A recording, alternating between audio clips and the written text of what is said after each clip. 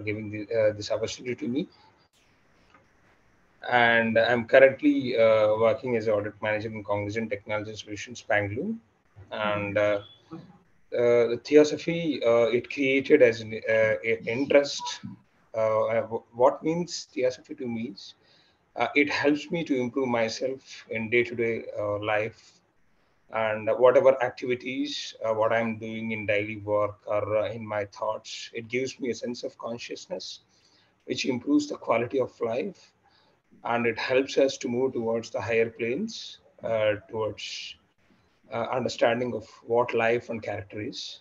Right. That's why I'm into this society since past 12 years. Wow.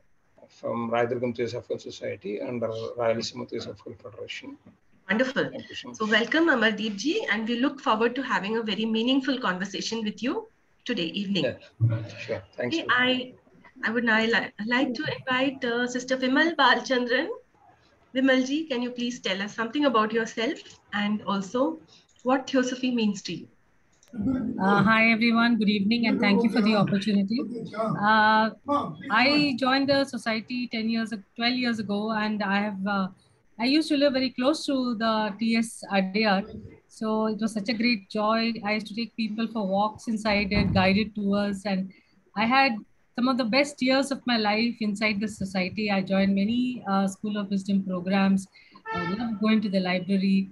It's been an amazing opportunity to be next to the Theosophical Society at Adyar. And I think my character has shaped over these years. So we are creating character. I think just being near the society has changed me completely. I think for the better, for sure. I feel better about myself, about my life. So Theosophy is like a mother to me. I think it has given a new birth to me, and I don't want to think of it as one thing. It's a changing thing for me. Anything which leads me to the truth about myself and about what's going on around me and other people is Theosophy. Theosophy is not just the books and not just the leaders or the people who wrote all these books. It's how is the truth as I perceive it. So that is what Theosophy means to me. Right. Thank you so much, VIMAL ji. And it's really nice. Yes, the master's home, you're living very close to that. So it's bound to have an influence, this kind of influence. Right. And now we have our very dear sister SUVRALINA. I invite you to please tell us something about yourself and also to what Theosophy means to you. Good evening, everyone. As you know me, like I have been a very old member as of now for the last 18 years. Am I visible, audible, all of you? Okay, good. So I have been here for the last 18 and a half years now. I'm still studying, finding out newer and newer versions of me every day. And Theosophy is probably the guiding force, I would say, which is guiding me on the path. And the Theosophic literature, the Theosophic members, the elders, our guides, our masters, I think they are watching on me. I feel it every day, in and out, within and without. And I think being a part of the society has helped me look within, find myself in a better way. And the very purpose of my life is very clear to me through Theosophy. That's what I consider it as. Thank you so much, SUVRALINA. And I welcome all our beautiful panelists. And we hope to have a very meaningful conversation and exchange of ideas on creating character. And I also welcome all our participants who are eagerly waiting here to hear you out. And of course, they are also free to express their thoughts via the chat or raise any question after the session. So now, before I begin with the question answer session, so let's be very clear, this is not a quiz. You're free to express your thoughts and what you have an understanding as you have read this theosophical literature. And before I begin, I would like to put into perspective, what do we mean when we say character? This is not part of the book. It's just that I want to portray to everyone. What is character? Now, all across in theosophical literature, we read that man is a septenary or man is a triune. He has three aspects. So I feel character also has, man's nature also has three aspects. out of which we are discussing character today. So the three aspects are his outward nature, that is his personality, his inner nature, which is the character. That is what we are discussing today. And the last one is his real nature. His real nature is his bliss nature or the Buddha nature or what we call the Chidanand nature. So we have outward nature, personality, inner nature, character, and real nature, which is the Chidanand nature. So let's go ahead and let's see what is character and what we are going to do with it. So, all right. My first question about this is, every man already has a character. It is not something outward or external to him. So how is the present character that he has, how is that formed? And I would like to put this question to Brother AMARDEEP. Would you like to take it? Yeah, sure. The character, what we are, You already have a character, right? From where does it come? So again, my view after reading this beautiful book, so I understand that we have two forms of life, and we have taken the reincarnation, since the Theosophist believes the reincarnation. So since we yielded this life from the mother's womb by taking the genes of our previous past life, where we have generations towards traveled across many regions, even though we are into the physical plane, now we are existing with our organs and our thoughts. Everything travels into our thoughts. Whatever we speak, which is built inside ourselves by the virtue of thoughts, actions, the speech what we carry, the conversations we speak with the multiple people, and all those things will dwell ourselves in day-to-day living. So character is a pillar, is a pillar stone to build yourself as a strong individual with selflessness, the calmness, the peacefulness. Many characteristics are existing to see a person with a strong character. However, there are a lot of factors which will influence ourselves to become the strong person, as per A.Besant, which will give you a strongest thoughts towards the fearlessness, the wisdom, and she represents about the multiple phrases from the Bhagavad Gita as well, what speaks about Krishna to Arjuna as well.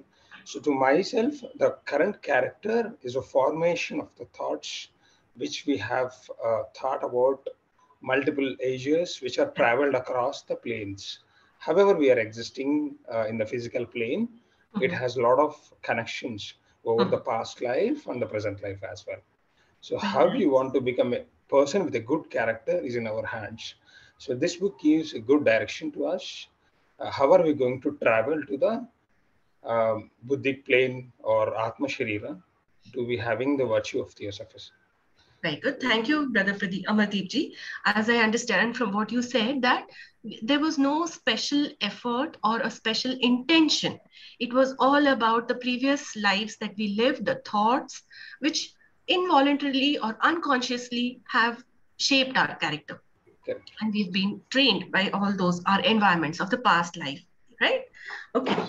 Now, if that is the case, then my next question will be, is it really possible to change this character deliberately? So what is deliberate character building? And why at all do we need? Why is it necessary? So I would like to pose this question to Sister Smith Pragya. Yes. So yes, we can change this character. It's not a task of a day or a two, but it will take some time. Maybe it will take years, or it may take some lives also. So how we can change it means, previously we know about evolution. So when we came and how our character built, so that time we didn't come across these scriptures or these type of teachings. So we maybe because of ignorance, or maybe we neglected those things, neglected about our characters. But now, just because we came across theosophy, I mean, came in contact with theosophy, and we came in touch with so much of theosophical literatures, so we understand that what type of character do we have. I mean, if I have one character, if it is positive or negative, in how much percentage it is there, that also we can understand that this thing is there in me, and how, in which ratio it is there. If I have the love or hatred, and how much is it inside me, so accordingly we can change it. And how we change it means, now we understood this thing, and we will set a goal that by this time I have to change this character, one of my this nature or character. If I want to develop the calmness inside me, then I need to practice daily, and then I can slowly, if it is the calmness inside me is, suppose it is situation dependent, if it is in 20% or 30% in me, how I'll grow it, how I'll develop it to 100%. Right. That depends on me. Okay. And how so that is the thing. Good. I understand what you are saying, that we need to assess ourselves, and then we go about, like having a metrics to change it, how much we are changing. But the point is, what is the motive for this change? How, like, there has to be a change in the standpoint from the ordinary life that man is living. Why should he make that effort to change his character? Because it's a very arduous task, right? So Vimalji, would you like to answer that one? What is the change in standpoint that is needed? What is the motive? Why should he make this arduous effort? Well, firstly, I disagree with your first premise that human beings can be changed in this manner where you say that I put up a set of goals and I change it. In fact, you can achieve a lot of things in this method by saying, okay, I'm putting a set of goals. I'm going to study this. I'm going to pass this exam, or I'm going to learn this new skill, or I'm developing this. This is easy. This type of creating, if this is character building, this is not character building. What is character building? Character refers to very deep things. People superficially can become kinder, sweeter, nicer, generous, so many superficial changes. The inner person, I mean, if a person has been selfish, he will be selfish even in a generous way. So the question that one has to ask oneself is, are we making any effort to fundamentally change ourselves? That's very important. It's not the superficial change. So my perception is, do we need to change? Of course we need to change. We all need to change, because we've come into this world, a world which is competitive, one-upmanship, jealous, constantly putting the other person down, constantly trying to prove that I'm better than the other person. This is the world we are in, and we are all like this. 5% maybe in you, maybe 10 in me, 15 in another. That's all. But we have to fundamentally change. Do I feel that you are me? I don't feel that. Certainly don't feel that. I think you're different. You've got your views, you've got your ideas. And anytime you can crush me is a feeling I get. So I'm very aware. So the question that you're asking is it necessary to change? Of course, yes. But how do we change? That is the question that we need to ponder over. Right. So you have hit it on the nail, Vimalji. You mentioned that it cannot be a superficial change of attributes. It has to be an inner change. And that is the first point. I opened this discussion by saying that the nature is triune, outward, which is merely personality, inner nature, which is the character, and real nature. Okay, so we are talking about the real nature, and you have very nicely brought it out that the change has to be made in our real nature. That is our character. So wonderful. Yes. Now, how do we bring about this change? SUVRALINA ji, would you like to take this? What is the change in standpoint? Because men, they always, or rather, I'm talking about in general, the human beings, the outwardly things, the worldly aims which we want to achieve. So we are always oriented towards that. So, and that is how we get part of our traits, of our qualities. So how do we realize that, no, this needs to be changed? Everyone considers himself good. How can he realize that, yes, this needs to be changed? What should be the motive for that? SUVRALINA ji, please. See, when I'm talking about or I'm listening to our present character, and I am also going to change for a betterment and deliberately doing it, I could see it as my past, my current being, and my future. Because, you know, when we say currently what I am today, what I have been doing in my past days, past years, or past lives, this has come to my own system now, my belief system, the kind of words I use, the kind of self-talk I do, my actions, even the motives behind the actions also. Like Bimalji said, no, are we superficially being good, or are we good within? So there comes this thing. So what we have been doing so far in so many past lives, it has definitely affected this character of today, and it has impacted. Now, when I see it, how do I say it? When I see it in my surroundings, my approach towards situations, my response towards situations, probably I would not show it openly that, yes, I understand what I am. But yes, deep within, everybody knows, including me, that what is my basic nature. Am I greedy? I am jealous, or I am, you know, I'm kind of not very cheerful about things, or not even, you know, about very fearless about things. There is an amount of fear in me. There is some amount of depression in me. We all know it. We might not show it. So when we get to understand, closely observe, why am I behaving in such a manner? Maybe that is my basic character. So then we will find, okay, there is something good in me, but then there is something bad also, which I need to deal with. I'm not saying that, you know, get rid of it. I'm talking about dealing with it. So when we start dealing with it, when we confront it, then only we will change from within. Most of the time, we do not confront. We are in a self-belief that, yes, everything is going goody-goody and there is nothing to change. No. Right. Let us confront that. Right. Change from within occurs when we are observant. And actually, when we are, glued to, okay, I'll develop myself. I am my leader. I am my hero, and I will lead my own self. Then only probably there will be some churning in my thoughts, my actions, and my behavior. And once I do that, I will feel that it's not only me, the whole system. I need to help everybody. As you said, no, you know, that very motive is not to, you know, just change myself, because anyhow, I have to come to a point where I have to see the bigger view of life. I cannot just deal with my petty life, the lower life. There is something grander. There is something bigger in my purpose. So when I start towards that better version or perfection, that will be my first step. Very true. Because we all know, if we sow a seed and nurture it well, it will grow to a healthy plant, and definitely it will bear fruits. The book also refers to this example, right? Yes. So let us be our own gardener.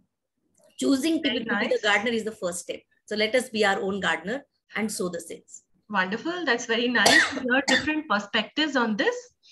And Theosophy tells us that the turning point comes when man becomes convinced that there is a higher life. Otherwise, he's absorbed in his daily life.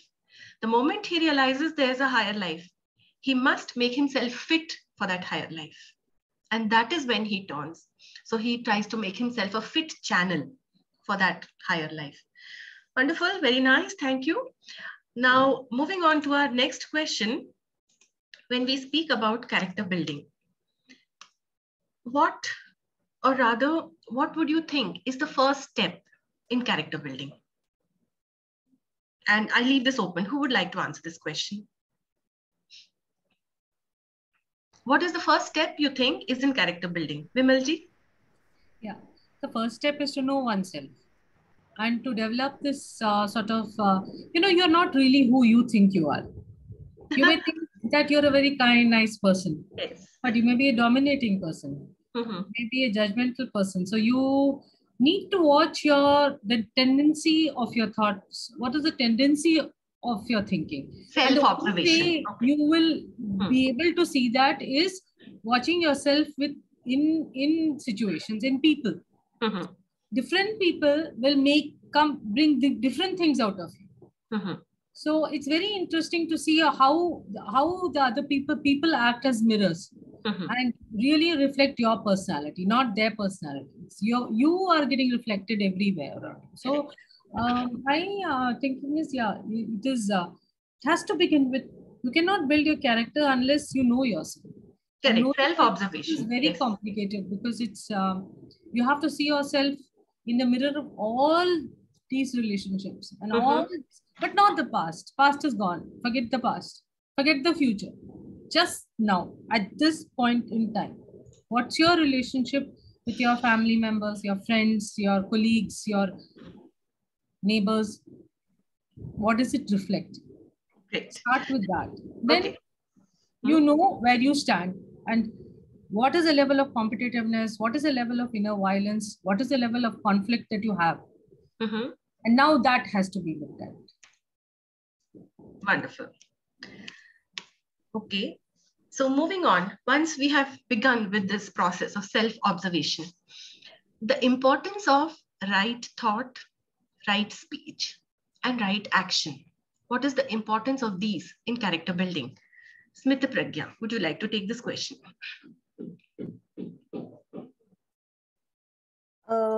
Actually, we know that these things are interrelated.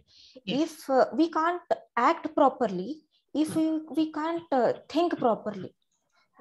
So the thing is, we know that about this Noble Eightfold Path also. So we have, Buddha said that the right thought, right speech, right action.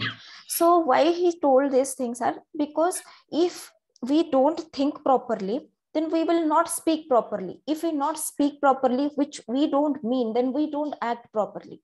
So this is the thing. So and now, I mean, in our state, like it happens, like we think something and we say something and we do something. But for that, we have to be aware of what about our thoughts and our speech and our actions. That's it. Thank you. Okay. Thank you. Yes, Brother Amardeep ji, would you like to add to that? The importance of right thought, right speech, and right action in character building. Yes, Vibha ma'am. Actually, this is a very interesting concept. So the right action, right words, right speech, because it helps us to move ahead in daily activities, the way we are going to handle our relationships, the control of thoughts, which are actually yielded thoughts, which are from the previous day, or the thought process which is generating inside you due to fear towards the future, or the misconceptions, or the miscommunications or misunderstandings. However it is, the right speech, whatever we say in Sanskrit, it is manovakaya. So that means the three phases, the three forms of thought process, the words you choose, the actions you do, everything is dependent to become a true theosophist. And even A.Besant says in this book, very beautifully explains, how are we going to become a true person who love all the mankind without any discrimination or without any dependencies or conditional mind. She calls it as a brain consciousness. So that helps us to understand what exactly the person has to think or act or to show his virtue of transformation in his daily living. It's all interdependent to each other, which whatever words you speak, whatever actions you do, everything should depict the same thing. That means man and God both are same, which explains the right way of theosophy terminology, which helps us to understand why these things are very important. This looks very simple to us, just three words, but actually it forms a whole life being since our birth to death. All three are very important, whether you're a religious person or not religious person, it doesn't matter. You have to become a true theosophist, which we call it as occultism. That helps us to move ahead. This is defined as the triple chord: right thought or purified thought, which guides truthfulness in speech, and both of them, they guide the right action. That's right. Very good. Thank you. So my next question is to SUVRALINA ji, to yourself. the Bhagavad Gita talks about the divine qualities, which build up divine character. So what are your thoughts on that? Could you throw some light on that? Oh, yes. When I was reading this book, Creating Character, I could see there were few lines on Bhagavad Gita where Lord Krishna is kind of explaining to Arjuna. It's on page number 19. It clearly says, like in the 16th discourse in the Bhagavad Gita, where Sri Krishna tells Arjuna the qualities which build the divine character. So this 16th chapter is about divine and demonic, both the qualities. See, why Lord Krishna is saying this to Arjuna? We all should know that we all have both the sides of it. As I said in the first question also, we have both the good and bad, like vices and virtues, both inside us. So in this 16th chapter, all the qualities are actually listed up. We are not going to talk about the demonic qualities here because the question is pertaining to the divine character. So we should all try to add on to our divine qualities and cut down the demonic qualities. This is clearly mentioned there. And as we know, each human being, we all have a random mix of both types of qualities. So we need to amend some and we need to enforce some. So anytime by any efforts we want to take so that, we'll inculcate certain qualities which are divine. And in chapter 16, if we read it, Bhagavad Gita, it brings out a very good fact here that the whole world is suffering from the evil triad. What is that evil triad? Ambition, high ambitions, which is, relating to the desires and everything. And then that my syndrome, my thing, my family, my country, my nation, my knowledge, that, I-ness. And then there is something, the other syndrome is when there is this desire to control all power and resources. So I want to, win over everything. So this is prevalent everywhere amongst the individuals. And that is why Gita calls for developing the ability so that we kind of correct ourselves and we glue to the 26 virtues, rather it is written. So I will not explain the virtues, but let us at least know what are these 26 virtues. I'll quickly refer to those 26 ones. Yes. Fearlessness, purity of mind, steadfastness in spiritual knowledge, charity, control of senses, performance to sacrifice. Then there is study of the scriptures, austerity, straightforwardness, non-violence, truthfulness, absence of anger, renunciation, peacefulness, restraint from fault finding, compassion towards all living beings, absence of covetousness, gentleness, modesty, lack of fickleness, vigor, forgiveness or forbearance, fortitude, cleanliness, bearing enmity toward none, absence of vanity. And if we categorize these 26 qualities, we could see that we could actually relate it to wisdom, morality, characteristic or character building, which will help us not just be pure or not just to have good conduct, but it will probably help us from a selfish instinct towards selflessness, from ignorance to the right knowledge, from that I-ness to the we-ness, so that we could embrace the world. And I think when we talk about the very basic motive here, the highest motive, rather, I would say, if we read about this book or even any theosophic literature, we are here for a purpose and we are here for the world. So that very selfishness would go away if we start looking at these virtues and start living them in our life. So this is what we need to start actually. Oh, excellent. The Gita does really give us this lesson in how we can go about character building. What are the virtues we need to inculcate or build within us? Okay, my next question, Vimalji, is for you. We speak about the virtue of indifference. By indifference here, we mean it's a kind of strength. Indifference doesn't mean that we are not bothered about things. Indifference is a strength in character building in as much as being indifferent to pleasure and pain, or being indifferent to heat and cold. Basically, being indifferent to the polar aspects of any quality. So what would you say on that? How is this helps in character building and how we should go about it?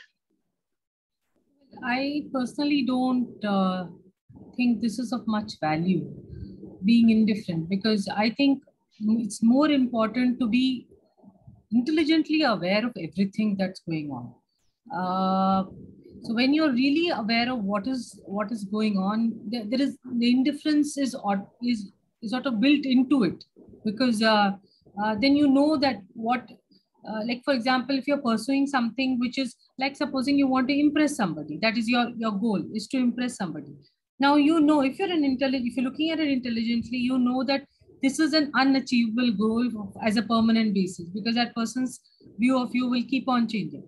Maybe this moment he'll be impressed by you or she'll be impressed by you, but it will change. So would you then say that I am indifferent to another's praise? Maybe, but the source of it is not focusing on indifference. The source of it is focusing on being intelligent. Overall, if you're just intelligent, common sense and simple thinking, and realize that, okay, there is absolutely no need for certain things. Like you may be indifferent to the latest model of car that everybody is buying. Now you're indifferent to it because you're quite happy with what you have. You don't see the need to change. So would you call it indifference, or would just call it a common sense, logical way of thinking? So when you are not being second-handed, let's look at it that way. That what is the meaning of being second-handed? That is, your opinion of yourself is all you're looking at. You're not trying to change another's opinion of you. You're not focusing on other person's opinion of you. Well, perhaps that would be indifference for me. And that would be a more logical way of living. Well, okay, I understand from the point from which you are coming off, not to be bothered by what others think of you, but to focus on yourself, to better yourself. That's one point. Besides, the question is actually which indifference as, okay, let me put it in this way. It means uparati. In the southern Chatushtya, the Shat Sampatti which is there. So that is uparati, a state of mind which is above and beyond all dualities, which Krishna also says, to maintain a samatva bhav, some bhav in the face of joy or grief, blame or applause, heat or cold, any pair of duality, you maintain that equilibrium. So that is the indifference I'm speaking about. What is its importance and how it can be cultivated? Yes, Smith Pragya ji, would you like to take this? Or would you like to share your point of view?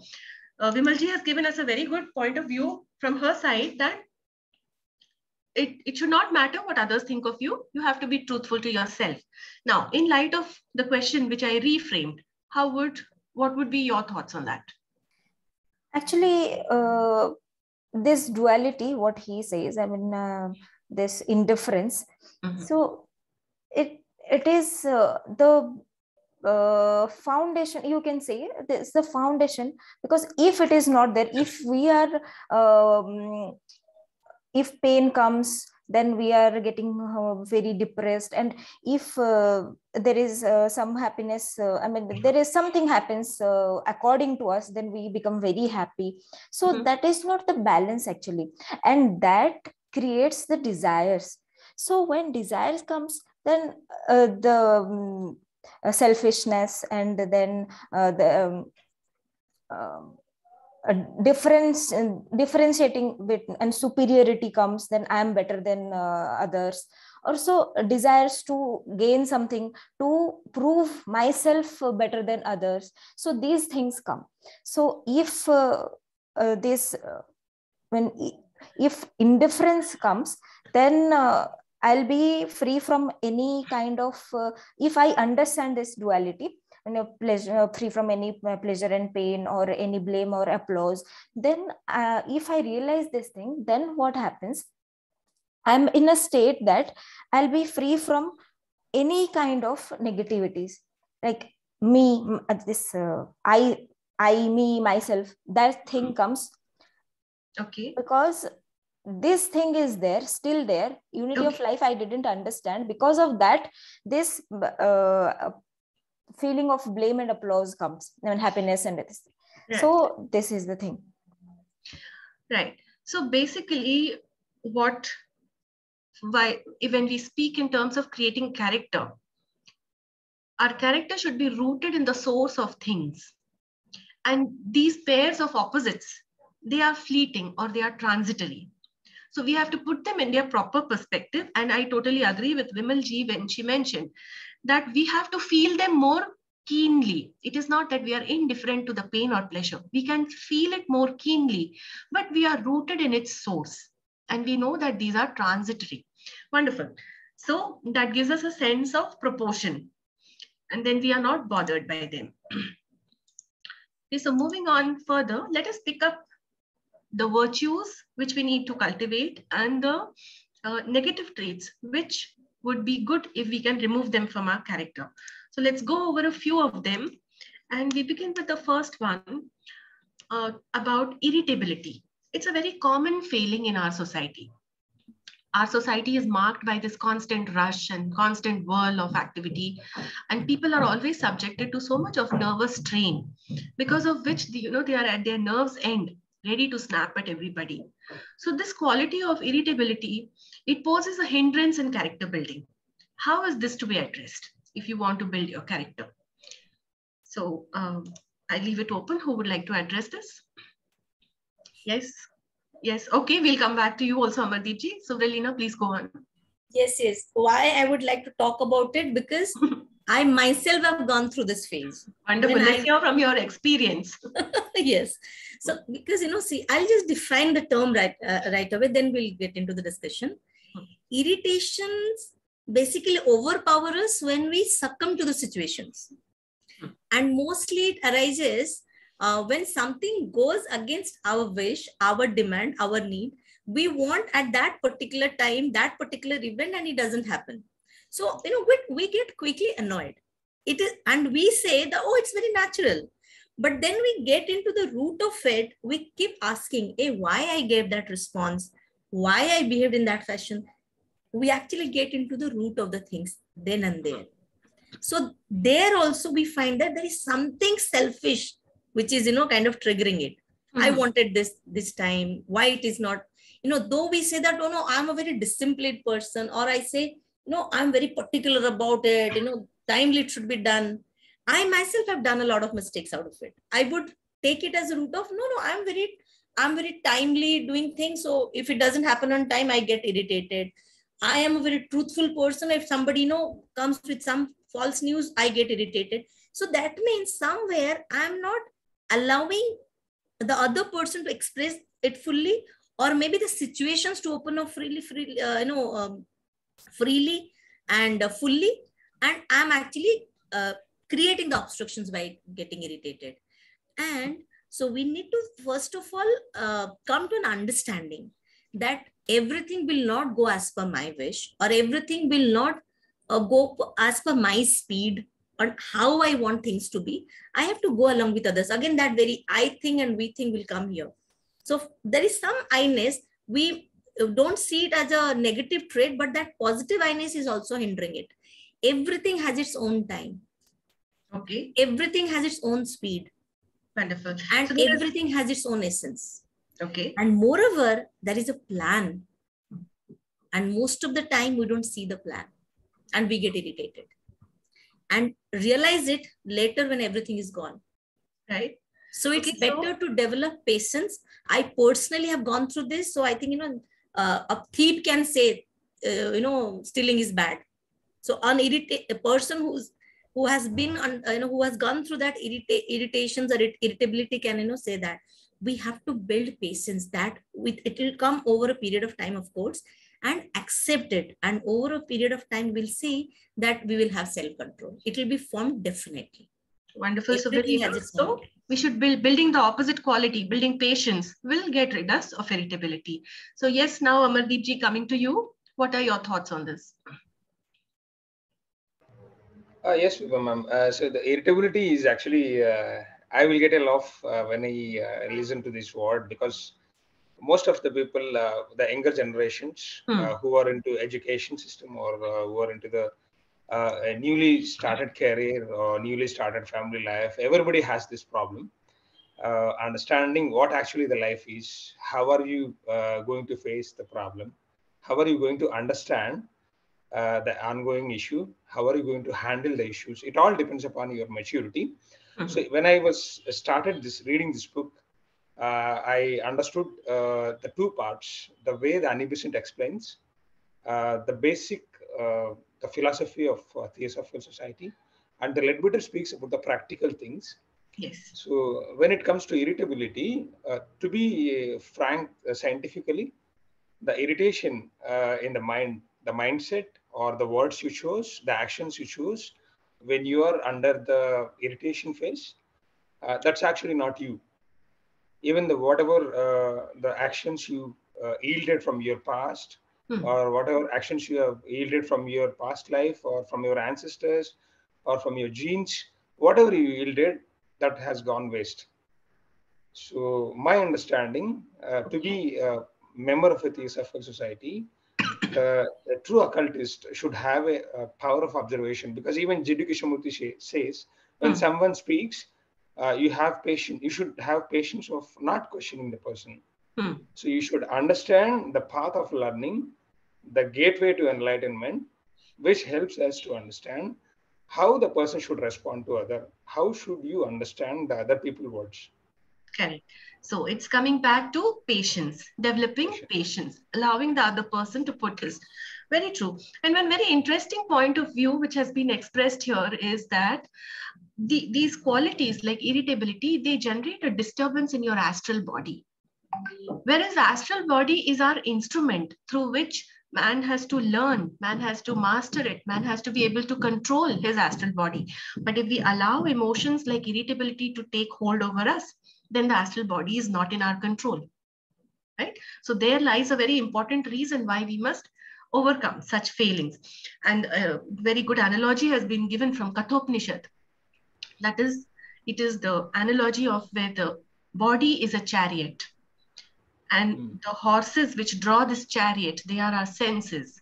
Our mind is the charioteer, and the passenger who's sitting in this chariot, that is our soul.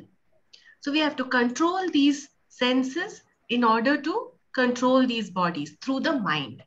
So that's what this is about, the astral body, irritability, which creates disturbance in our astral body.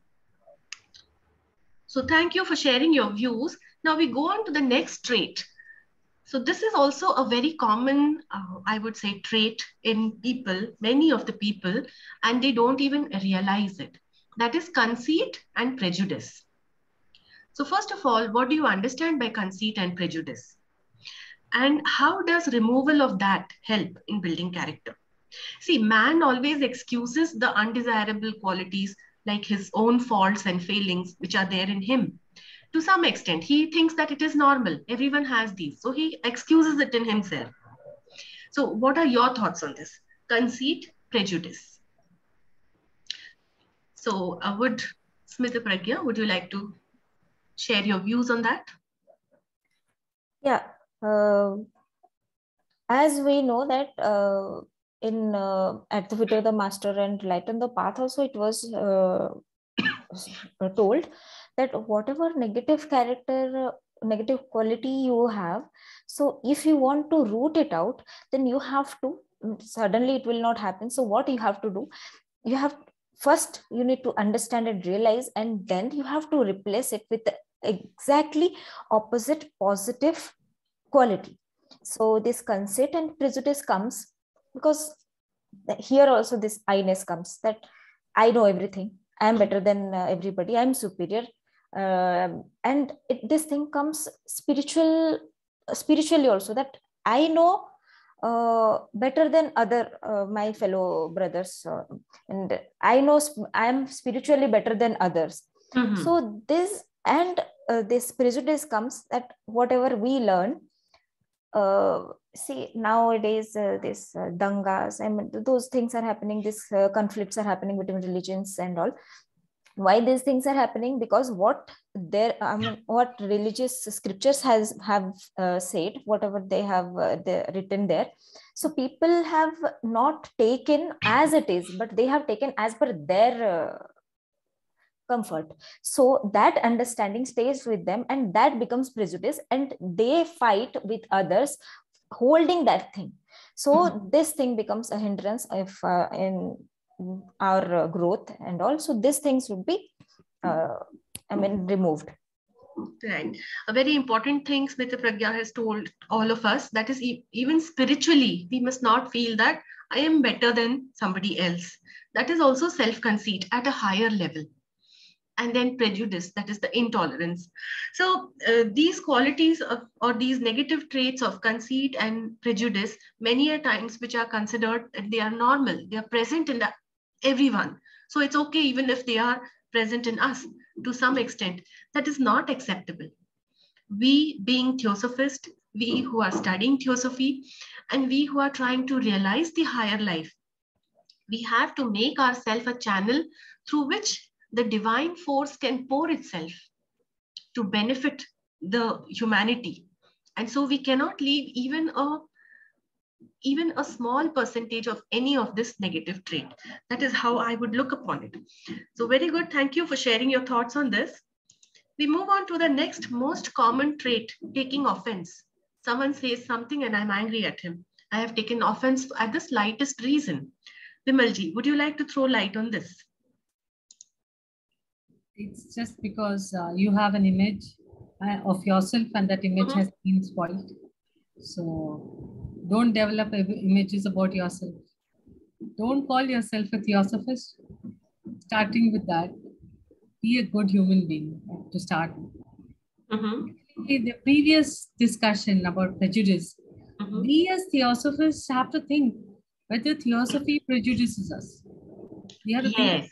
Okay. Because what is the reason? The reason is we have too much knowledge. Sevenfold body, nobody talks about it. Only we talk about it. So we immediately think, now you have been mentioning, VIBHA, from the beginning, that we are channels of the higher force. Again, that puts us in a special position. He says that we are different from the rest of humanity because we are following theosophy. It's a prejudice. It's a notion. You have a notion like that. In fact, if you look at this book also, if you see the time and the period in which it was written, it's written before Krishnamurti. Before Krishnamurti developed his ideas. At that time, what Ledbeatty was doing in Australia was creating initiates. 1, 2, 3, up to 5th initiate, he had made everyone. Right from Arundale, Rukmani Arundale to George Arundale, to everybody was at some level. They were declaring such things. Krishnamurti was totally sick of it. And he said, I'm out of it. I'm just getting out of this whole thing. I don't approve. So my understanding, and for me, Krishnamurti is also theosophy.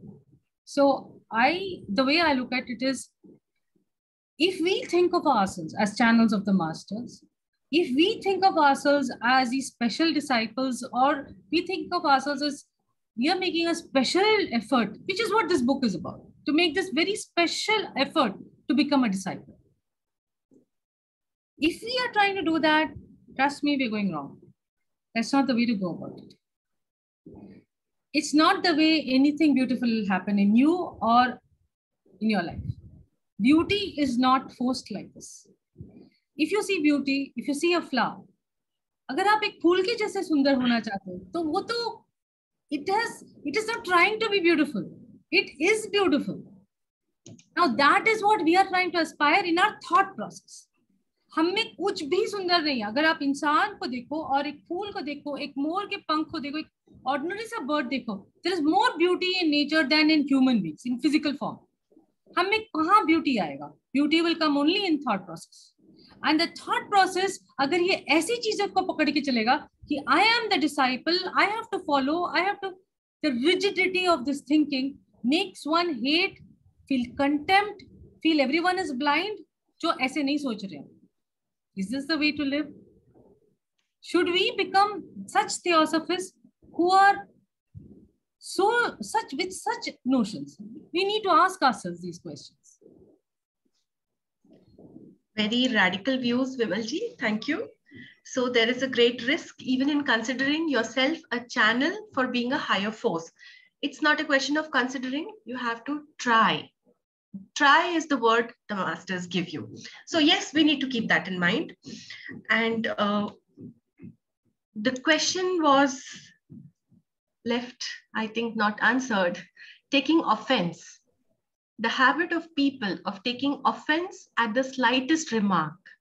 So this not only shows a strange lack of self-control, but also a lack of common sense.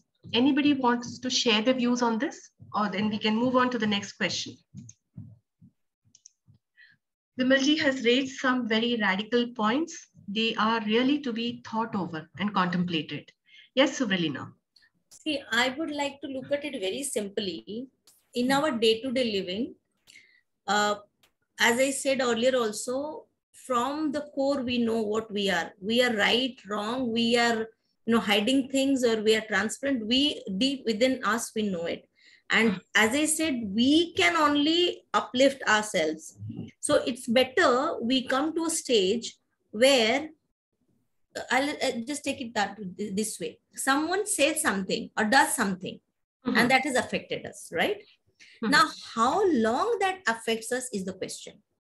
Am I keeping, in my memory, or am I getting worried, or am I, okay, I got offended, but how long am I going to cling to that? That is the question here. And there are also, one is the duration.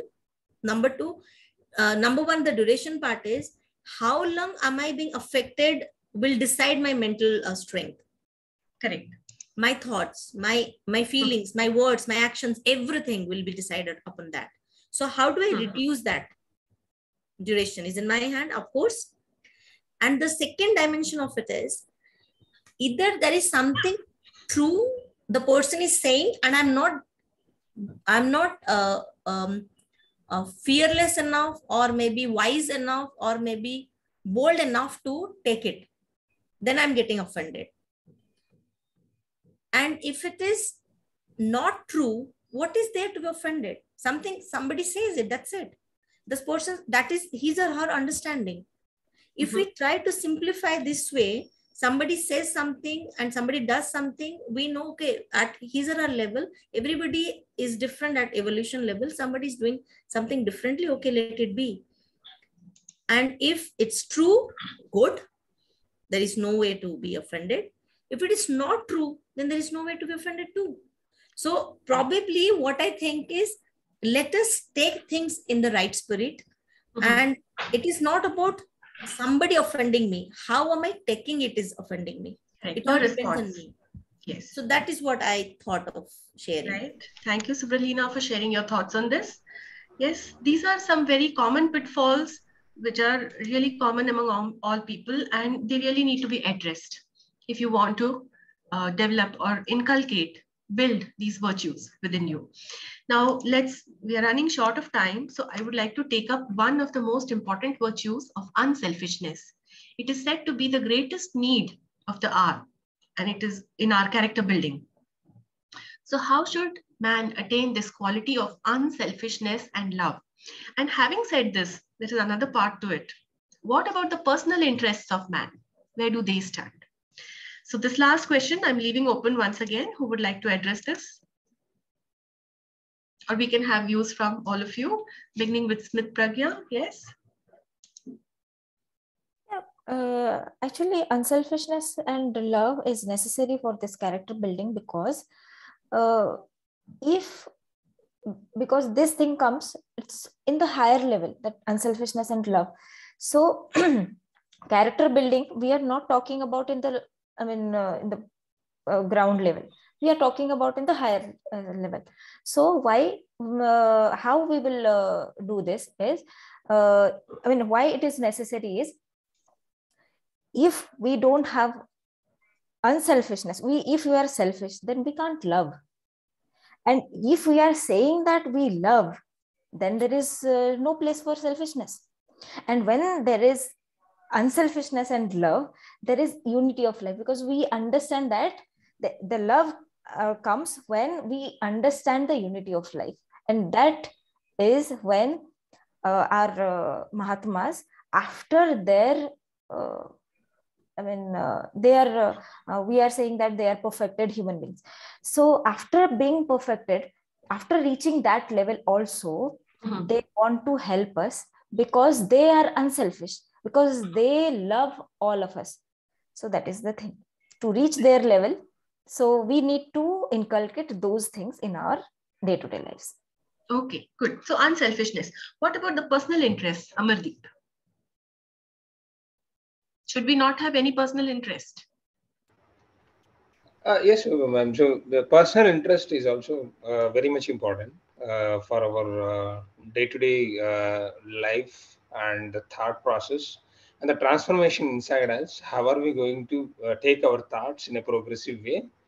The personal interest also matters. So what type of interest you hold, whether you hold it in terms of your joy or your family interest or your professional interest, whatever it is, the personal interest also helps the theosophists to move towards higher planes of evolution.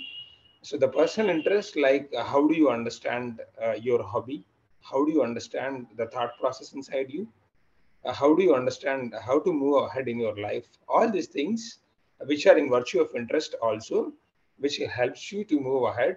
Even in the creating character book also speaks about many times the evolution process. Even the 7 principles of man, the book also speaks about.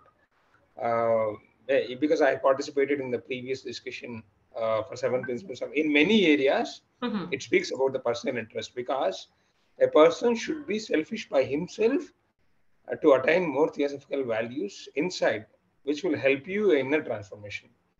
I see. Very good. So to put even if A.Besant says the convergent triangle, which has a finite shape, finite length, or finite angular angles connected to each other. So even this personal interest also should connect a theosophist to move ahead as a true occultist or a true personality who is going to contribute towards universal brotherhood, whatever it is. But it should not become selfish. Right. So, wonderful. So what I hear from you, yes, we cannot negate personal interest, but never at the cost of another being, and another human being, or another any being. Exactly. Right? Now, unselfishness and quality of love. What about this quality of love? Universal brotherhood brings together all these things, unselfishness and quality of love. Yes, Vimalji, your thoughts on this for character building? Basically, the most profound thing that as a human being one can experience is that sense, that unmutable, immutable, divine thing that is there out there, which has no definition. It is not, if it had definitions, it would be like it is unselfish. It is truthful. It has no such definitions. That's what the Mandukya Upanishad says. That is what the secret doctrine says. Everybody says that it has no definitions. So let's not assume that that if we create ourselves an A, B, C, D, 10 characteristics, we are going to become anywhere near that. We are not going. What's going to happen? What's really, I mean, what is the real important thing here? Why are we even having these discussions? If you think about it, why unselfishness? Unless you get out of this cage of yourself, which is your image. You built this image of yourself. You are defending this image. You are creating this image. You are building a better and better and better image. That's your whole life. Now, if you stop doing that, you come out of this cage, that is unselfish. For the first time, you're out of yourself. So that is important. But that's only the beginning. From that point, you then start looking at things, anything. It could be anything. It could be just a scenery, but then you see beauty. You get the sense of that divine. I'm sure all of you have. All of us get it. Sometimes in animals we see it. Sometimes in nature we see it. We just think, oh, it's a moment of peace, but it go more into it. It is that which is not definable. And it's there in us, and it flowers. So if we become too rigid with words, it's not going to happen. Wonderful. So unselfishness and love. Now that is love. What you're experiencing at that moment When you're seeing that beautiful scenery, when you're seeing that animal playing, when you're seeing that moment, just a small flower, nothing else. That is love. Then you experience it. And it's momentary, doesn't last forever. That is love. So unselfishness and love are connected. That is why they're connected. And that is an importance of this is it's also connected to the very purpose of our life. And life is full of joy and happiness. Then all these concepts are all are just the initial stepping stones. They are not very useful actually. According to me, all these character building points which you mentioned, Vibha, are not useful. They are not really needed. Really. Wonderful. So yes, we have really people who are thinking in different ways. We need not stick to some set out way of thinking or a channel of thinking. We need to think for our own self. How can we personally grow? We need to take our own character in our hands. And that is where is the master's word everywhere. Try. Try in whatever way. Wonderful, Vimalji. Try. Okay. Yes, SUVRALINA, we would like to have your thoughts on this also. Okay. About unselfishness and love, I'll say that it is not there to practice. It's already within. Every human being who has taken a birth on this earth, we all know we have come alone and will go alone. But we are here not alone. We are here with many people. Yes. Even a small child goes outside to play in the park, goes to the first school. When he comes back, he finds out that, okay, these are my friends. I'll share my tiffin with these children. And when somebody is crying, I'll go hold his hand. And whatever I have learned at my home, I'll go and share. I will somewhere, show my compassion. A little child does that. A little ant does that. Sharing food. The street dogs do that. When somebody is barking, they come in a group. So deep within, at a soul level, we know it's not one entity. It's a whole connected. So from there, that unselfishness comes because it is there deep within. And so is love. Unselfishness is equal to love because we are not just one. Or we are not individuals. We are actually a group and we don't see the threads. And it is not about working towards finding it out. It is there. We have to realize it. That is what I think about answer. Very nicely put, SUVRALINA. Beautiful. Beautiful. Beautiful. That actual thing is actually called out as an indifference, which we should cultivate ourselves. Yes. Which is an actual thing that has, explained to us an indifference to be cultivated. Right. So wonderful. And I had really a wonderful panel of speakers today. It was so enriching to hear each of your views. And it sets us thinking. I hope it was equally beneficial to our participants also. If our participants have any questions for our panelists, you're most welcome to put them now. You can either unmute yourself or write it in the chat. Or any comments. Yeah, I was listening very patiently from four of you. May I know who's speaking? Please put your video on so that I can spotlight you for the benefit of the audience. Myself, Gautam this side, Gautam Mohanty. Yeah, can you please put your video on? Oh, 1 second, please.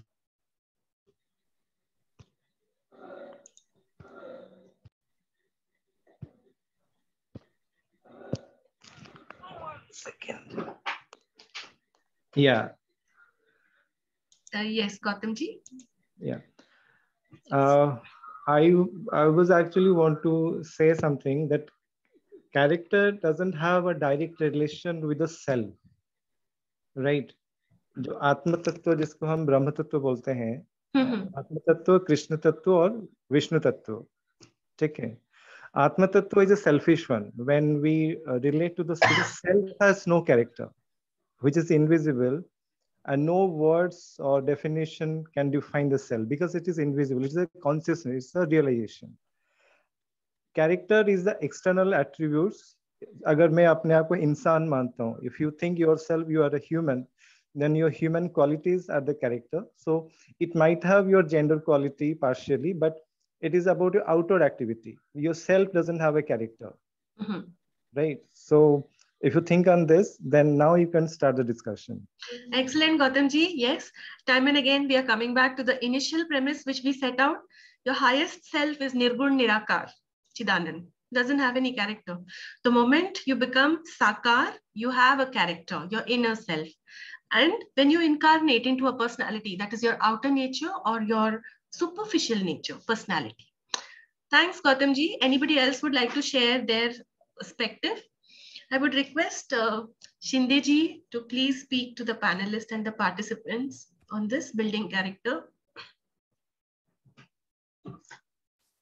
Well, at the outset, I congratulate all the four, wonderfully discussed, and they have studied very well and reflected, contemplated on this topic of building character, or what you say, character. What is the topic? Character? Character building. Not character building, something different you have written. The name of the book is Creating Character. Creating Character. Creating Character. Building is different from the creating. So it is nice. Even Vimalji also spoke one thing. By cultivating self-love, we can hopefully respond to stress in healthier ways. So in that sense, we must practice self-love also, not completely selflessness.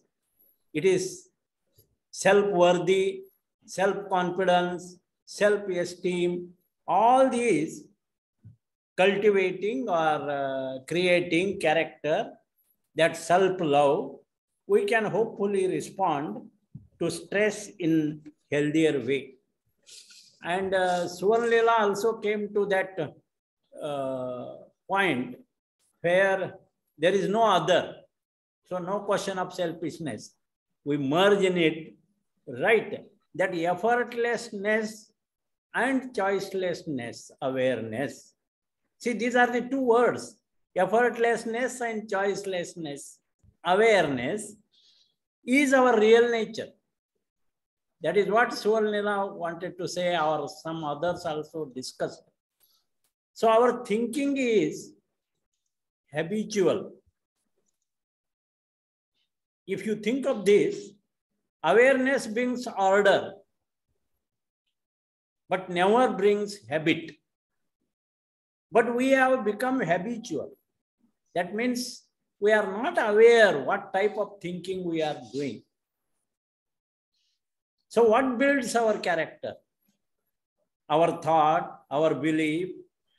And here, right direction to thought, that effort is needed. Right belief means wrong belief need to be rejected. That effort is needed. That is why we are telling creating character or building character. So our thinking life works like a radio. I mean, like radio, we receive thoughts and transmit thoughts. So we transmit them on our own frequency. What frequency we have set to ourselves, that is important. So there is possibility that at any time, we can change our frequency. That as Vimalji said, we can see the beautiful scene. That time our frequency is changed. And we become one with that scenery, one with that, and changing the frequency with love. We have changed it, but we are not aware of it. This is the effortless, choiceless awareness, which is our real nature. To reach that nature, some efforts are needed. At least we must go out of the home, see some scenery. All those efforts are necessary. And love that every change is the frequency. It is the love energy that changes our frequency. When care is expressed truly, wholeheartedly, we get impressed, we get insight, and all that comes naturally. I think very good, Vibhaji, you have conducted very nicely, and all of them, actually I was observing keenly, all of them, they were explaining spontaneously whatever they have experienced in their life, what we can do, and that care expresses truly, and that impressed me. Thank you very much. Thank you. Thank you, sir. Thank you so much for those words. And thank you to all our panelists. Each of your point of views have really set us thinking. And now it is for each one of us to take our character in our own hand and work on it. We are the sculptors of our own character. So if, are there any more points of discussion from anyone else or any questions? If not, then we would close the meeting now. We have already gone way beyond our time. I think Pradeep ji has joined us from Varanasi. Pradeep ji, would you like to add something?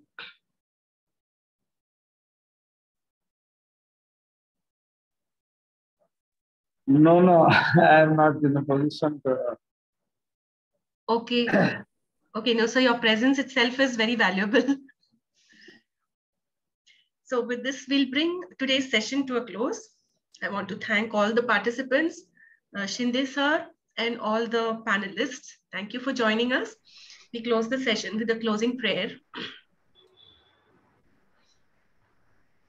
Om Asito Ma Sadgamaya Tamso Ma Jyotirgamaya Mrityorma Amritam Gamaya.